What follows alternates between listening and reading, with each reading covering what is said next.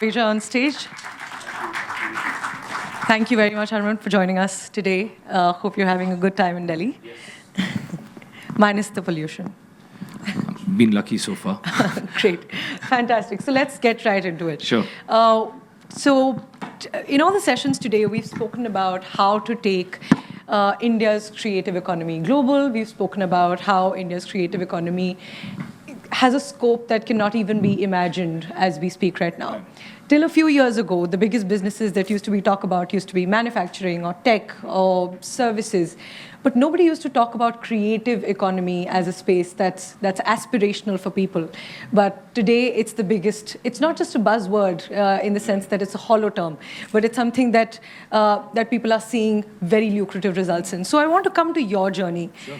Usually, people go from being behind the camera to in front of it, but you went in reverse. What was the story behind going from an actor to then a producer, now a CEO? What was that journey like, and why did you make so many switches? Well, I think to begin with, right, my parents actually started the company, and my dad was always into theatre back in Punjab, and always wanted to make movies. That's how he came to Bombay and started off as what we call an assistant director. So he was like the 8th AD on the set of a film back in the day called Tarzan. That was his first thing, and then we all watched it. Yeah. So that's where it started from. For me, I actually interestingly worked with him when I was. I started working when I was 19, 20. I think you just get drawn into this amazing field, because every day is a new day. And I think I started with that. I actually even produced my first film when I was 21 with the Hansal Mehta, the director, and we kind of assembled a bunch of newcomers and kind of put a beautiful film together, and lots of fresh talent in that film. What film was it? It was called Ye Kya Ho Raha Hai. It was 4 new boys, 4 new girls, and we had a bunch of newcomers in it, and we had a lot of fresh talent. I mean, Remo D'Souza, who's now a well-known choreographer, that was his first film. Bosco Caesar's first film. At 21, we barely finished college, Harman. Yeah, started early.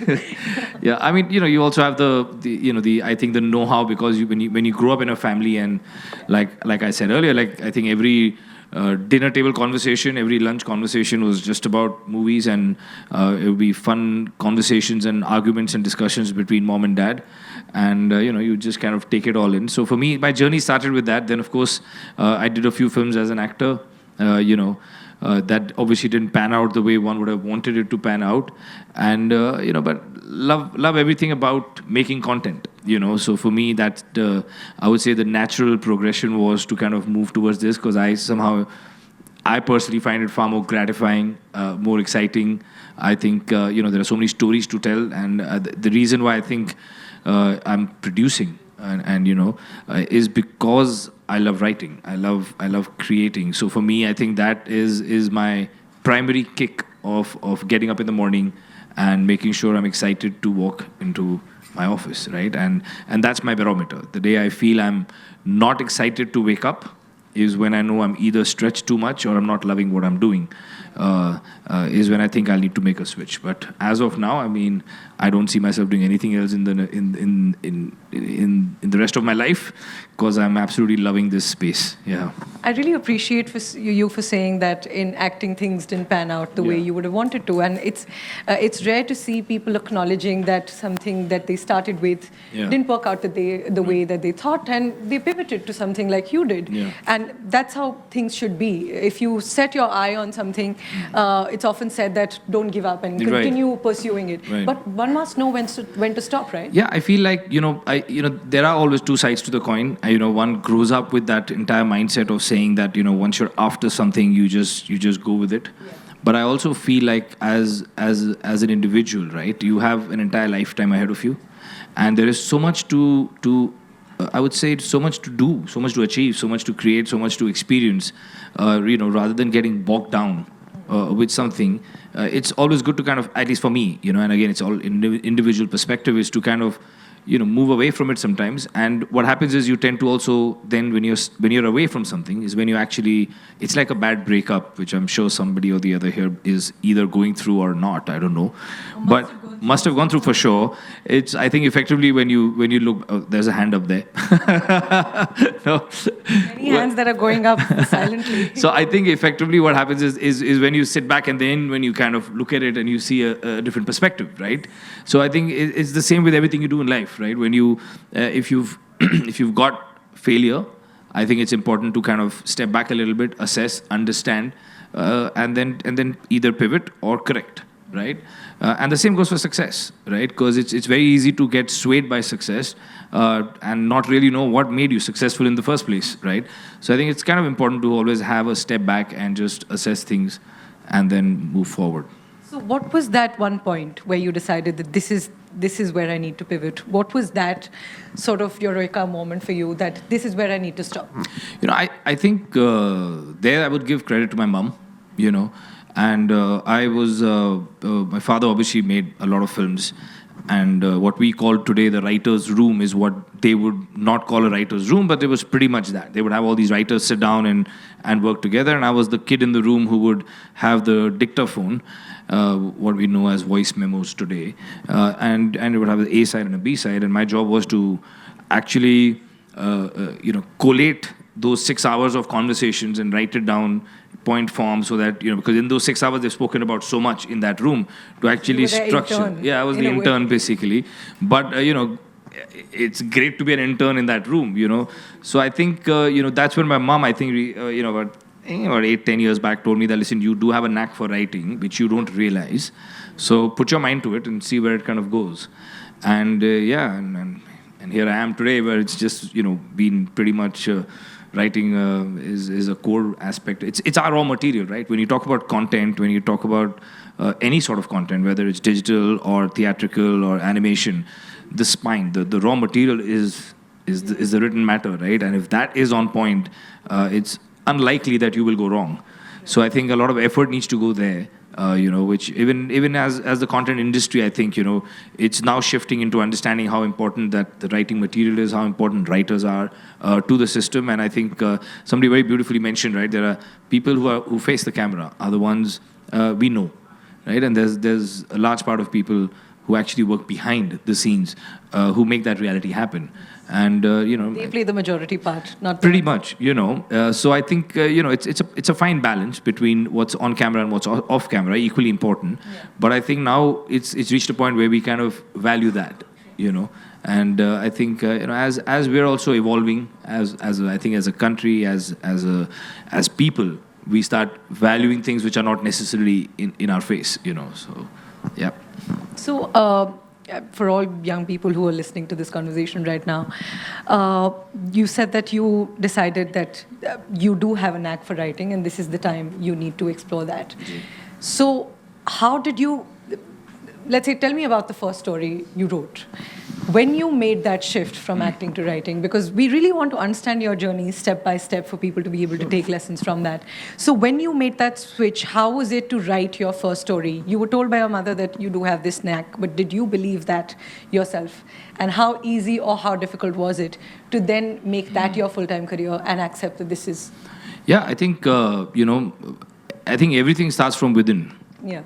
If you have to get it right? So there are things that we tell our mind, and you can keep but if you don't actually believe it, then those are just empty words.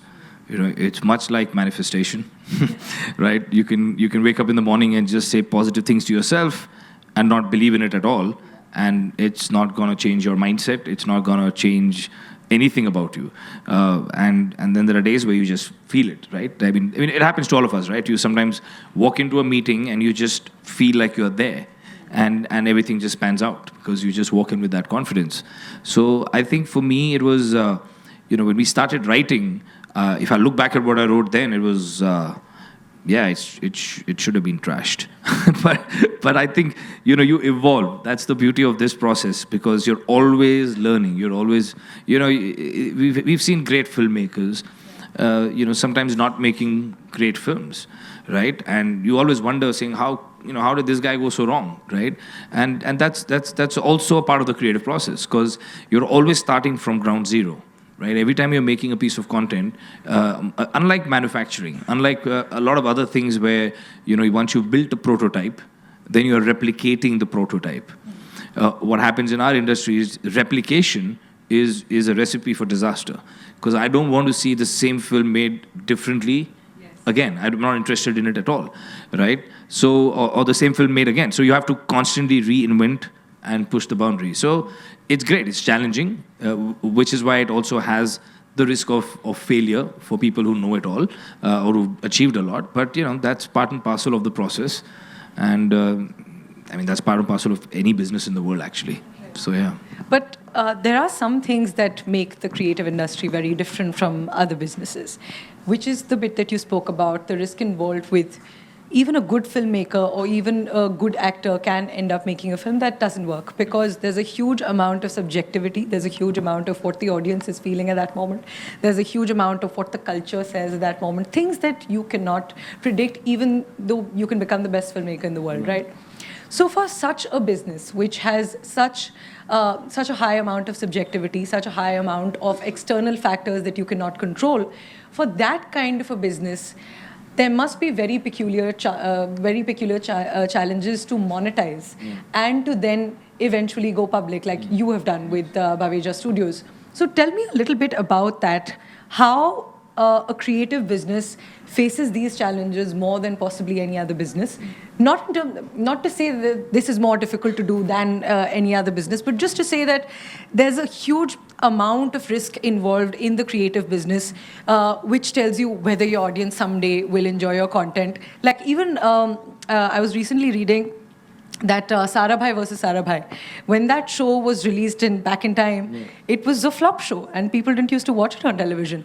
And in our day and age, everybody watches it. All my friends watch it, and it became such like a cult favorite in our generation. So it came back. At that point, people didn't appreciate it as much, but now it became a timeless show.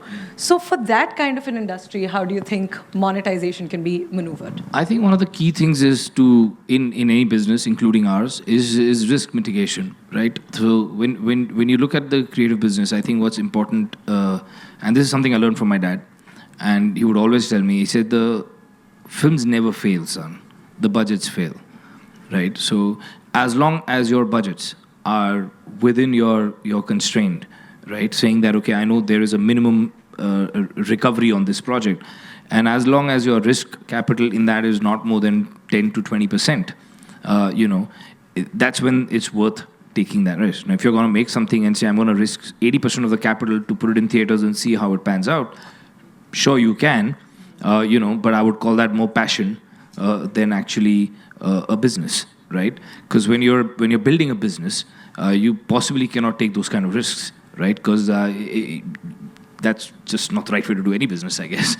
But at the same time, you got to have faith and belief in what you do, right? So as you grow, and as and when you start tasting more and more success, and as more and more acceptance, is when I guess the capability of that risk kind of, the percentage, if I may, can increase a bit, because you're pretty sure of what you're doing. You have a higher cushion then. And naturally, because you have a success, you have, and then you have backers coming your way because they know you have a proof of concept. You think of it much as startups, right? So when you have these big funds which kind of invest in various different startups, eventually what are they doing? They're really hedging themselves, right? So which is why for us as a company, it's very important to do various different things. Like I think this year we've had Mrs., which was released, which had a lot of love from everyone. I really enjoyed that movie. Thank you. And my entire family did, I must tell you. So, that film created a lot of chatter, right? So, the film lived beyond just its viewing. There was a lot of conversation post the film. We have a film that actually releases today in theaters called Haq. That's on the Shah Bano case with Yami Gautam and Imran Hashmi. And I'm sure that's all movies that are going beyond just the screens and creating conversations, even Haq for that. Yes, and sometimes I think it's important to kind of do that, because like I mentioned earlier, right, it is, there is power to storytelling, right? It's not just the pure monetization of it. It's, it does have the possibility of touching the social fabric of a country, and that is important to me. But having said that, not every film will fall into that foray, right? And you cannot get caught up with that narrative all the time. So I think we've pushing ourselves into animation. We're definitely doing a lot of digital content as well. So I think that's the future of our company as well, is to kind of spread across different verticals, and that kind of creates a beautiful hedge for the company. Yeah. I want to come to one point that you mentioned. It's a creative business, but it's a business at the end of the day. You can't get swayed by the creative bit of it, which is how some people say that you have to do some things for the kitchen and some for the soul. So tell me what that distinction for you is. So, because now that you've gone public, there must be increased pressure, I'm assuming. Incredible Pressure to show up the numbers, to show up profits, to show up the revenue, more than what it was before you went public. Of because course. Now you're accountable, and now to your retail investors and your other institutional investors as well, to show them the numbers. So does that create an increased pressure to focus on the kitchen more than the soul? How are you dealing with that? Absolutely, the pressure is real, and post the listing, I remember sitting with a lot of my friends, who have companies which are listed, and the only grievance I had with them is, I said, we spoke about everything else except the mental and moral pressure that you deal with, when you bring in external funding, so that is something that one has to kind of take a switch. But I think it's important, like I've always said this to my team, and I'm glad that we are all in sync, back in the office. We are in the business of cinema, right? We are in the business of creativity.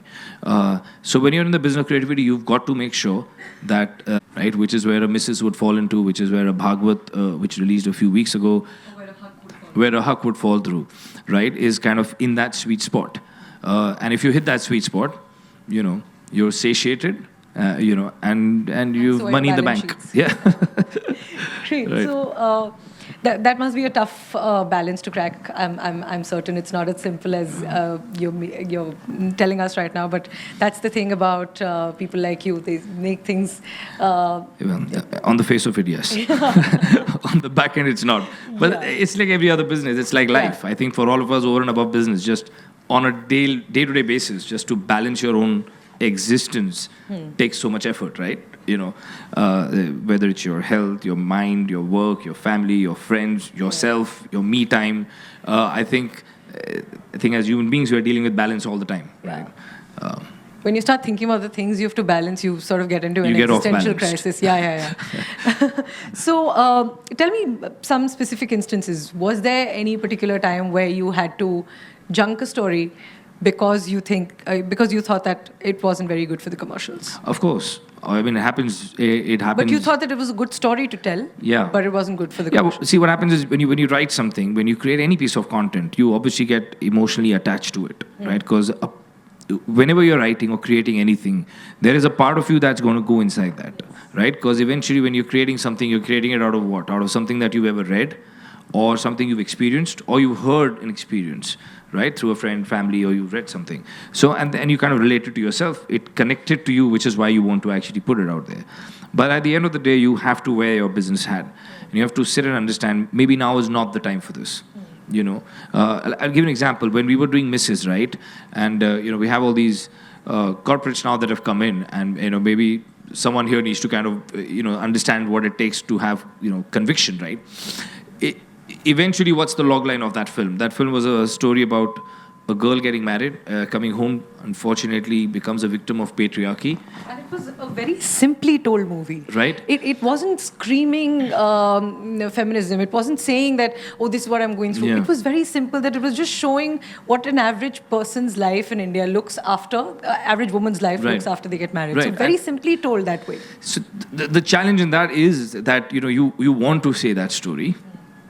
You believe in the story, and sometimes you have to make others see the vision of what you're really doing, right? Because if I came with that pitch to any platform, studio, investor, anyone, saying मुझे ये कहानी बनानी है जिसमें एक लड़की है जो घर आती है, शादी करती है, खाना बनाती है, उसकी ठीक से उसको ट्रीट नहीं करते और फिर वो घर छोड़ के चली जाती है, तो बोलेंगे ये कहानी क्यों बनाएगा, कौन क्यों देखेगा, इसमें क्या इंटरेस्ट है, why am I watching this, I'd rather switch on my Star Plus and and watch something, why am I interested in this film, but we were interested in the film and we felt like if told in a certain manner it will resonate with a lot of people, which is eventually how it panned out, right? So sometimes you have to hold on to your conviction and make others see it. Sometimes you realize it's not the time. There are a couple of stories that we have which you're holding back, saying okay, maybe now is not the time to say this. And I'll tell you, the beauty about content or stories is more often than not they're timeless. We're actually just starting producing a film. We start shooting on the 10th of January. It is a story idea that was written in 2003. Right? And it was an interesting story. It stayed forever. But 3 years back, I was sitting and saying, 1 minute, I had that story, let me flesh it out. And then we got a few writers on the board. We sat for like 2 years, built an entire screenplay, and now, we're on floors. But I didn't think it would have got made 10, 15 years back, because when I spoke about it then, it was like, ye kya hai, But today, we've evolved, Similar to the examples we spoke about earlier, that it can just be not the right time for that story. So that's it. So I think the beauty in creating this is what we were discussing is IPs, right? These IPs, these stories, they have value. You just have to figure out when and how to unlock that value. So let me get this right. For stories that you feel strongly about, as you spoke about conviction, which was the case with Mrs., you didn't feel like you'd get investors or you'd get a lot of money beforehand. But after the movie released, you knew that your conviction was right. So for some, you have to go with your gut. Is that what you're saying? I think for every one of us, right, again, back to the Venn diagram, there is your instinct. Maybe we should have a whiteboard. There is your instinct. Right, which is what we human beings live with, right? It's what we call the gut feeling. Andar se feel ho raha hai. And then there's your mind, which does the calculations, which does all of that. Now, if I can again find that sweet spot in the middle, is where I would always want to go with. That I instinctively feel this is right, but my mind can also justify it. And if you're there, I think you're more or less going to be in the right space. If not, you can at least sleep well because you did everything right. Yeah. You gave it your instinct and you used your mind. Normally, I think if you just choose either or, at least for me, it's hard to sleep, right? Because you only used your mind and it still failed. So you start questioning your mind. And then you say, maybe I should just follow my gut. And then when you just follow your gut, it fails. And you're like, I was an idiot. Yeah. I should have actually listened to the mind. So, yeah. Fantastic. So now let's come to the transition of Baweja Studios. Yeah. When you entered the field of production and you took up a leadership role in the studios, the country as a whole, the world as a whole, was seeing a transition from cinema to OTT. During the pandemic, people, of course, completely stopped going to the cinema. And after that, it was hard to revive that. After that, it's still hard to get people back to the theaters. So you joined at that very crucial, pivotal moment when things were changing. Right.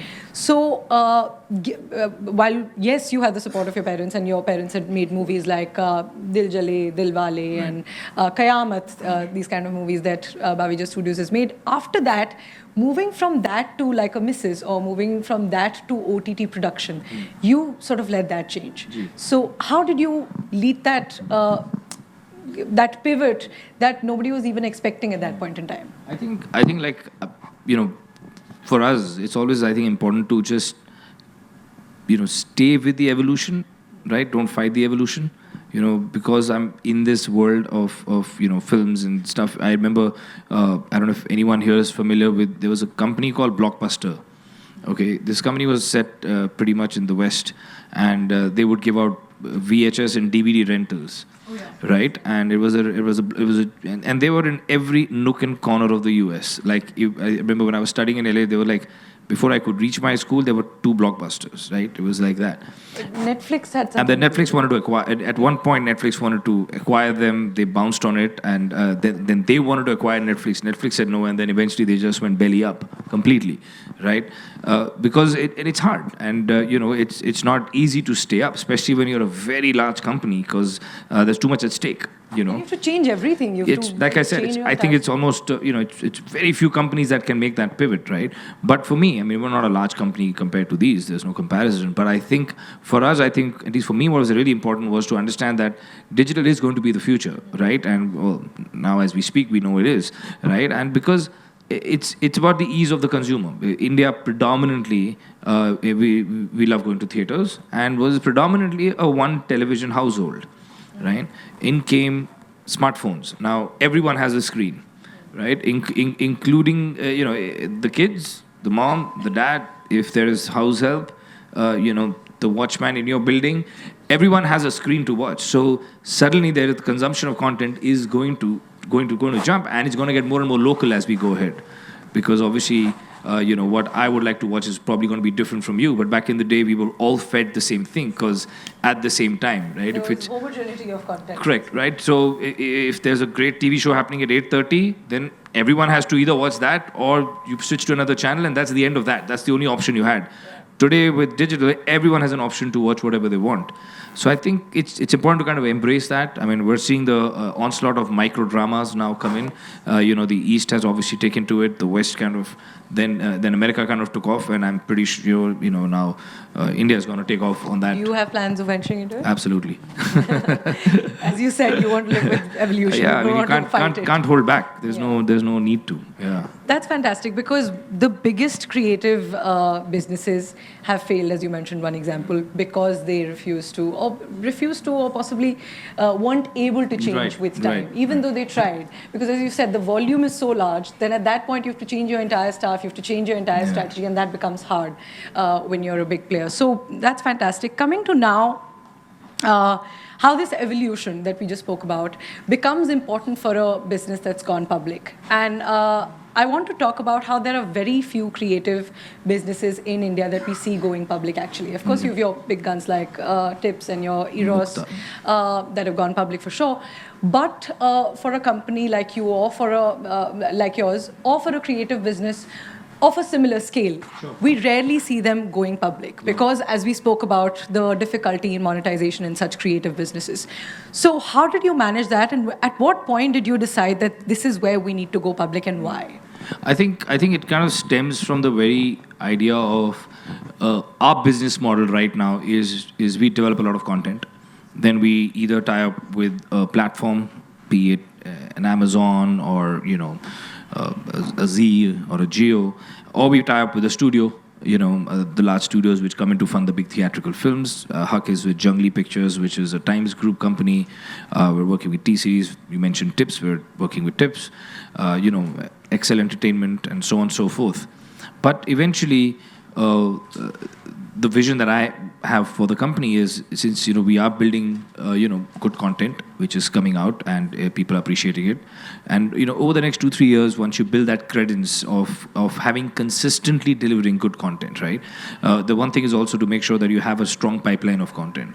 It takes a lot of effort at the back end, but eventually, this year we would be have 4 releases, of which all 4, by the grace of God, have done very well, be it digitally, and Huck hopefully will do very well in theaters as well. And we have a similar lineup for next year and more. Eventually, what one wants to do when you raise capital is to grow it to a point where you can actually self-sustain, where the dependency of the company is not on other studios eventually, but you are dependent upon yourself to make the content, not just develop it, but to actually produce it completely end to end and own everything in it, right? And that's when the larger volumes will kind of kick in. So to kind of finally reach there, one would have to take a first step today. And that was the basic, I would say, the driving factor to kind of do this and list the company, so that now I can kind of grow it over the next 3 years. In fact, I remember when we rung the bell, the first thing I said was that this is a 3-year journey to start with. So for 3 years, I don't need to look at the board anymore. I just need to focus into my office and into my scripts and the production process, and that's where the focus will remain for 3 years. So we kind of create that pipeline, and we create that value, and then we'll see where we go from there. So it sort of gives you a relief from this front of worrying about things that become a block in your creative process. Eventually, yes, that's the goal. Right. Yeah. So for people who might be running creative businesses right now, at a time when going public, launching IPOs has also become as trendy as entrepreneurship. Even for companies that might not need it sometimes go for IPOs. And people have also started being cautious about which IPOs they trust. So at that time, what would your advice be for people to objectively decide whether they need an IPO or whether they're just following that trend and just doing that for that validation? I think validation would be a very, very shallow way to look at this process. Validation, no, but there are people. I understand what you're saying. I don't disagree with what you're saying. But I think, it's seen as a milestone that you've reached this scale, then you have to have an IPO to cross that milestone. I don't actually. While it is a milestone, you're about to start climbing a mountain, right? It's you're not cruising anymore. The minute you kind of, I think the minute you have an external rupee that comes into your system and it's equity driven, you have another owner, right? And you have a moral obligation to that owner, right? So I think that shift is very dramatic. So while it's a milestone, yes, in a company's life, it's a stepping stone for you. So if you actually see it from that perspective, then it's great. But if it's one of those things that, hey, it's trending and hey, let me just put a tick mark, that's ridiculous if you ask me. Yeah, because it's a first step of many when you start entering this world, right? So if you have a long-term vision, is when it effectively makes sense, right? So for us, in the last 2 years, we've kind of expanded, in different verticals. So I keep saying we've had a horizontal expansion, right? We've produced a Tamil film with Stonebench, which released earlier this year. We're doing 3 Kannada films. We have a Punjabi film. We've got 2 animation films. We've got close to 4 shows. So we've suddenly gone wide. We've kind of, I've been building a team for the last 5-6 years. And now, each one of them is now burdened more than they imagine themselves to be. So I think if there is a long-term vision in play, then it absolutely makes sense. So let me dig into that vision. Sure. When you launched the IPO, what was your vision that the money I'm going to get through this, this is where I'm going to put it? Yeah. What were those things where you wanted to put that money, and where does it stand right now?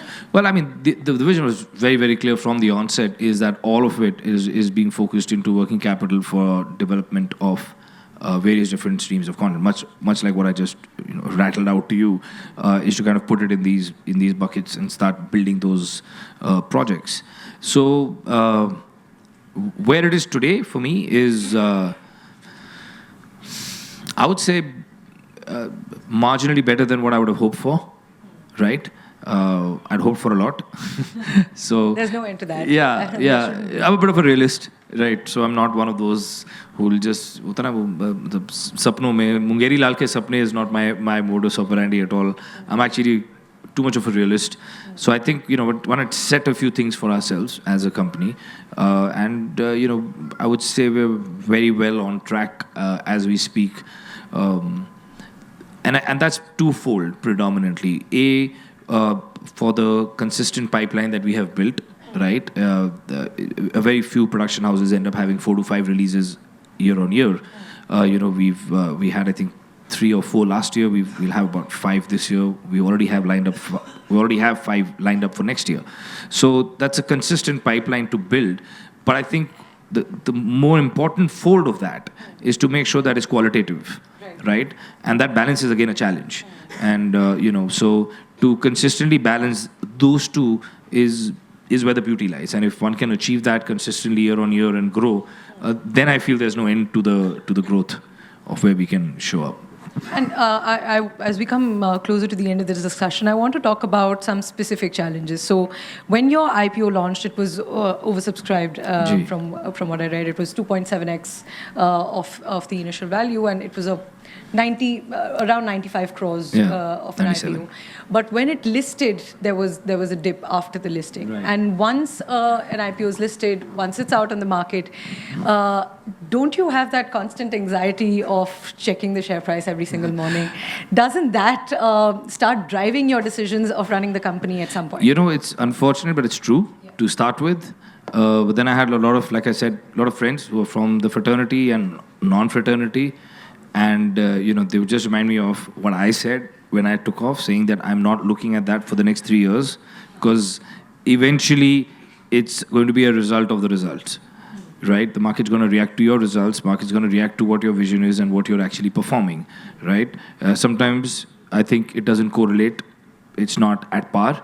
I've seen a lot of companies where I feel like their performance may be here, but their value is sitting there, and then sometimes there are companies where I feel the performance is here, but the value is down there. So I think that market kind of plays its own dynamics, and eventually what you need to focus on is the core of what you are really setting out to build. Because if someone's backing you up, my hope and desire would be that they're backing you up for the next 3 to 5 years, and not backing you up just because they want to make a quick buck and get out, right?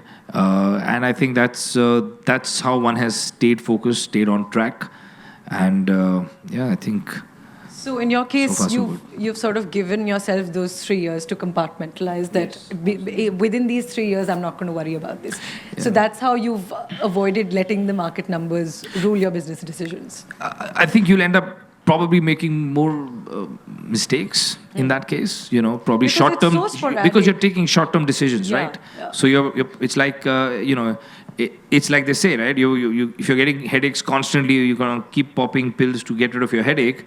Yes, you will solve the problem, but eventually 2 years later or 6 months later, you're going to find out that, buddy, you had a, blood pressure issue, or, you had you're susceptible to a stroke or something. And you're like suddenly saying, okay, there was a larger problem, which I needed to focus on. While you were just taking painkillers. Right. So I much rather figure out and go for the long-term resolve, and then have a clear value rather than just trying to problem solve small things. Yeah. And that becomes really interesting for a company that can track what people think about it real time. In a space like stock markets, which is driven by so many other things, as you said, other than the company's performance, which is also driven by how the markets are feeling that day, which is driven by how the markets are feeling about another industry that day. There's so many things that also by what Trump happened to tweet that day. Exactly. That has become the most short-term Trump thing. has, I hope there's no American in here who will be sure. but he can tweet something and then the markets can go crazy. I mean, we've been seeing that. It almost feels like for me, that's the ultimate reality show we're in. So, yes. Or Trump tweets or Musk tweets. Yeah, that's the power they hold, right? Yeah. And these are, and that's what I'm saying. So the markets are so susceptible to even a tweet. Of course, he is the Prime Minister of the United States of America, so there is a lot of power in what he says. But I'm saying, whether it's him, whether it's a war, whether it's dynamics happening in your own country, right? It all impacts. So, which is why I think you need to put your blinders on. And I think it's true for most businesses. You just have to put your blinders on and just focus on your job. Would you say you've been completely successful in putting those blinders on? Because I'm possible sure to be completely successful in that bid. But I would say I'm far more successful today than I was, let's say, a year and a half back, right? So I think that it takes time to kind of adjust and kind of switch over to making sure that you only focus on this. Yeah. Right. But despite knowing all of these things, despite knowing that you must have your blinders on, you must not get swayed by these numbers, there must be times when you would have your lows. So while we've spoken about your incredibly inspiring journey, what makes a story also complete is how a leader comes out of these lows that they witness. Was there a particular morning you saw something, you opened your phone, you saw something, you saw some news, or you saw your share price, and that became a downer for you? Or any other challenge that you would share for us, a specific anecdote, and how you really came out of it? Listen, this happens a lot, right? I think it happens to every entrepreneur. Yes. Because there's always a slip between the cup and the lip, right? And हम लोग हमेशा बोलते हैं कि यार एक बार मेरा agreement signed हो गया, I can breathe. हो जाएगा. And then everyone who's an entrepreneur here will know that agreement sign होने के बाद भी बहुत कुछ हो जाता है इस देश में. हर देश में होता है. And you have to then figure your way around it, right? So I think those highs and lows are just a part and parcel of your process as being an entrepreneur. Eventually you tend to not react to it too much, right? You don't let the highs become very high for you. And you don't let the lows hit you too hard. Because if the lows hit you too hard, then you are going to get derailed completely. So I think it's best to kind of stay somewhere in the center. So if something's going great, oh, that's a call for us to get out. Yeah, okay. But you can finish your point. Yeah. We're But getting you're out, really man. talking like you've attained sainthood. No, it's Don't get too happy with your far high from there. certificate. No, I think it's important because see what happens otherwise when things go really good, you just push yourself in your mind to being like, okay, man, this is great, I'm invincible, and blah blah blah blah. And then when the low comes, it's gonna hit you hard because you're just not prepared for it. Your mind, you're resonating at a different frequency. So I think it's just important to hang in there.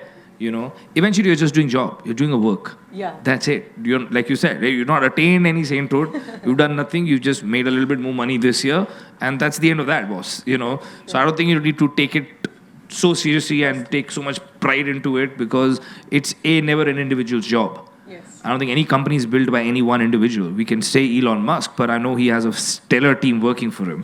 I could be sitting here talking, but I'm talking on behalf of my entire team. As I you just said, happen people to we be don't see. right, and they're equally important, right? Because remove air from the best car of a Rolls Royce, it ain't moving, Yeah. and eventually you're gonna say it's air. It costs nothing, right? But it can put $1 million car at halt. So that's how important a team is, and so I think it's just important to stay in the center, man. A brilliant note to end this on. In fact, I had a rapid fire for you, but I don't know whether we have 5 minutes. They'll ring the Can alarm we spare again, 5 and then we'll minutes? have to all evacuate or something. Can we spare 5 more minutes? Yes. Okay, great. We've been granted permission, so let's go ahead with that. To get the Bollywood flavor into this discussion, we've got a rapid fire for you, so you feel at home. So if I can't answer, I can just get the beep going. Okay, great. Biggest tip to get out of the writer's block? Wow, I have quite a few. Go catch up with some friends. Don't think about it. Take a break. Get drunk. I don't know. Watch something random on YouTube which has no connection to story writing whatsoever. Yeah. So the biggest tip is stop writing in that moment. The way to get around the block is you'll have to move away from it. Right? Right. If you're going to keep pushing it, it's only going to become larger and larger. So just the minute you sense it, walk away. Great. Your favorite production of yours? Misses. Your favorite movie you acted in? It'll have to be my first one always. Love Story 2050. I think it's most of your fans' favorite film as well. What's tougher, wearing the actor's hat or the CEO's? CEO. Actor's life is easy, guys. Easier, actually. Who's tougher to please, a film critic or a retail investor? Film critic, because they're designed to criticize. That's why they're called critics. I hope they didn't hear this. Not on the day of my release. I shouldn't be saying that. No, retail investors. Let's cut that bit. Yeah. How many times did you refresh the NSE app on your listing day? Be honest with us. Well, I think eventually after a week, I think they sent a notice to the IP saying whose IP address is there. They need to stop refreshing their creating server hangs. Really? No, I'm just kidding. But yeah, I guess maybe a lot times initially, like I said, a lot less now. Yeah. And I'm hoping I can The make it graph is lesser. going down. Yeah. Your biggest learning from the Indian film industry? Patience. Just patience, man. Patience and patience and patience. Tell me one filmy line that somebody can tell themselves after a failure to bring themselves back up. A filmy line after failure. Some dialogue. It could be from your film or somebody Umeed else's pe film. duniya kayam hai. Umeed pe duniya kayam hai. Fantastic. Correct? That deserves an applause. Yeah. If you could remake one of your films today, which one would you pick? And how would you change it? I would. I don't think most of them are worthy of a remake, but I would probably take one of my dad's films, maybe Dil Jale. You know, I thought that was a love story about terrorists. It had a great story and screenplay. But yeah, I wouldn't want to fit into those shoes. Yeah, just, Big ones to fill in. Yeah. One movie you wish you acted in? Wow. Maine Pyar Kiya. Though I think I would mess it up, but yeah. And one movie you wish you produced?